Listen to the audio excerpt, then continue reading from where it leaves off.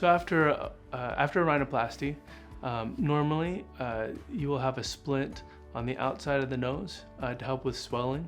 And if we perform work on the septum and on the inside of the nose, you'll have a splint on the inside, meaning it's a soft silicone tube that goes all the way back and helps with the swelling and support. Most people like to take that first week off while all of the splints are in place, and that gives a chance to recover without having to drive if they're taking pain medicine and without having to worry about anything else other than their own recovery. Most patients go back to work after a week, and then you can go back to light exercise even as early as 2 weeks, depending on how one's feeling. At 4 weeks, most people are back to weightlifting, and then at 6 weeks, you're back to full activities.